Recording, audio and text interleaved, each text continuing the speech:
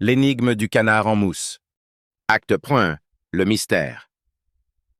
Le soleil matinal caressait les toits de la paisible bourgade de Saint-Canard, bercée par le clapotis paisible du canal. Tout semblait paisible en ce jour de marché, excepté dans la petite boulangerie, le pain d'antan. Monsieur Boulanger, un homme jovial à la bedaine rebondie, s'affairait derrière son comptoir, ignorant la catastrophe qui se tramait. Soudain, un cri retentit, fendant l'air calme. « Au secours!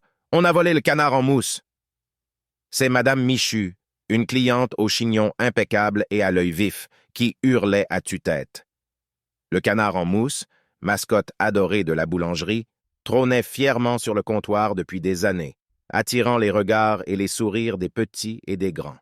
Mais aujourd'hui, il n'y avait plus que son socle vide, symbole d'un crime impardonnable. Acte 2. L'enquête.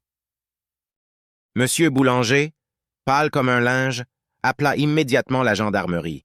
Le gendarme Pignon, un gaillard moustachu à l'esprit vif, débarqua promptement sur les lieux, suivi de son fidèle acolyte, le chien Dagobert, un basset aux oreilles tombantes et à l'odorat infaillible.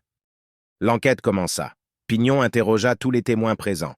Madame Michu, toujours aussi agitée, affirma avoir vu un individu louche rôder autour de la boulangerie juste avant le crime. Un gamin, casquette vissée sur la tête et chewing-gum à la bouche, prétendit avoir aperçu un chat noir s'enfuir avec le canard en mousse dans sa gueule. Dagobert, flairant l'intrigue, renifla le socle vide et s'élança dans les rues pavées, suivi de Pignon et d'une foule de badauds curieux.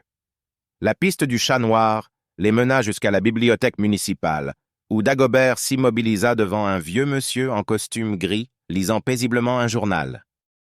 Acte 3. Le dénouement.